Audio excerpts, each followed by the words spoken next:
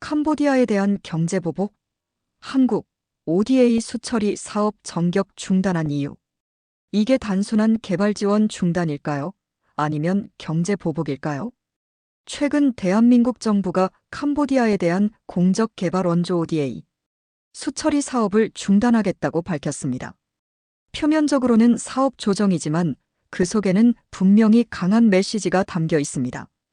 왜 이런 결정이 내려졌는지, 그리고 그 여파는 어디까지 이어질지 오늘 영상에서 자세히 알아보겠습니다. 1부. ODA란 무엇인가? 단순한 원조가 아니다. ODA, 즉 공적개발 원조. 이는 한국이 개발도상국의 경제사회 발전을 돕기 위해 제공하는 자금과 기술 지원입니다. 한국은 그동안 캄보디아의 상하수도, 농촌개발, 스마트팜 구축 등에 꾸준히 지원을 해왔습니다.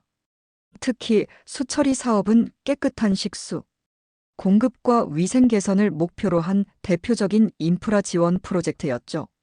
하지만 그 사업이 이제 멈추게 됐습니다. 왜일까요? 2부. 캄보디아발 한국인 대상 범죄 급증. 2021년까지만 해도 단 사건에 불과했던 한국인 대상 납치감금 사건은 2024년 8월 기준 330건으로 폭증했습니다. 캄보디아 현지에서는 취업 사기, 강제 노동, 폭행, 심지어 사망 사건까지 이어졌습니다. 심지어 한국인 1000명 이상이 현지 범죄 조직에 연루된 것으로 추정되고 있습니다. 하지만 더 큰 문제는 캄보디아 정부의 태도였습니다. 피해 신고를 해도 수사 지연, 심지어 범죄 조직과의 유착 의혹까지 불거졌죠. 국내 여론은 폭발했습니다. 우리 국민이 위험한데 왜 아무 조치가 없느냐. 결국 한국 정부는 행동에 나섰습니다. 3부. ODA 사업 중단의 실제 움직임. 서울시, 경상북도, 경기도 등 여러 지방자치단체가 캄보디아 ODA 사업을 중단하거나 보류했습니다.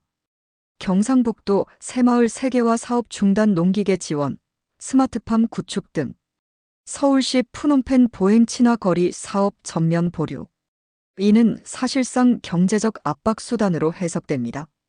단순히 지원을 멈추는 게 아니라 캄보디아 정부가 태도를 바꾸지 않으면 관계를 재검토하겠다는 강한 경고 메시지죠. 4부. 경제 보복인가, 정당한 대응인가? 이 조치에 대한 해석은 엇갈립니다. 일부 전문가들은 명백한 경제 보복이라고 말합니다. ODA는 개발협력 명목이지만 중단은 분명히 경제적 타격을 주기 때문입니다. 특히 캄보디아는 ODA에 상당 부분 의존하고 있었죠. 다른 시각도 있습니다. 이건 보복이 아니라 국민 보호를 위한 최소한의 외교적 조치다. 캄보디아 정부가 자국 내 범죄 조직을 방치한다면 지원의 명분도 사라지는 거죠. 5부. 캄보디아의 반응과 파장. 캄보디아 정부는 공식적으로는 유감 표명, 비공식적으로는 경제적 타격에 대한 불안감을 드러냈습니다. 특히 수처리 사업 중단은 상징적입니다. 캄보디아 농촌 지역은 여전히 식순환과 위생 문제가 심각한데 한국의 기술과 자금이 끊기면 직접적인 생활 피해로 이어지기 때문입니다. 또한 한국 기업들의 투자 철수와 관광객 감소도 현실화되고 있습니다. 푸놈펜의 태자단지 일대는 이미 범죄의 온상으로 지목되고 있고 신뢰가 무너진 이상 한국 자본이 돌아가기 어렵다는 분석이 나오고 있습니다. 6부. 중국의 그림자. 흥미로운 점은 한국이 빠진 자리를 중국이 채울 가능성이 크다는 겁니다. 현재 캄보디아 내 중국계 범죄 조직이 활발히 움직이고 있으며 중국 자본이 현지 인프라 사업에 대거 진입하고 있습니다. 합법 투자와 불법 자금이 뒤섞이는 회색지대가 생기고 있는 셈이죠. 결국 이번 사건은 단순한 한마이너스 캄보디아 문제를 넘어 동남아 세력 균형의 변화로 이어질 수도 있습니다. 7부. 앞으로의 방향.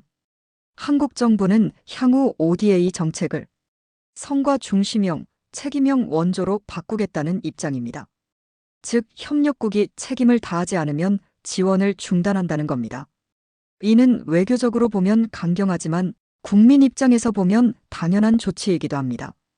우리 국민이 안전하지 않은 나라에 세금으로 원조를 보내는 건 납득하기 어렵죠. 이 사안은 단순한 뉴스 그 이상입니다. 국가가 국민을 얼마나 지켜줄 수 있는가에 대한 외교의 시험대이기도 하죠. ODA는 돈이 아니라 신뢰의 상징입니다. 신뢰가 무너졌을 때 원조는 더 이상 의미가 없습니다. 여러분은 어떻게 생각하시나요? 한국의 이번 조치 정당한 대응일까요? 아니면 지나친 경제 압박일까요? 댓글로 의견 남겨주세요.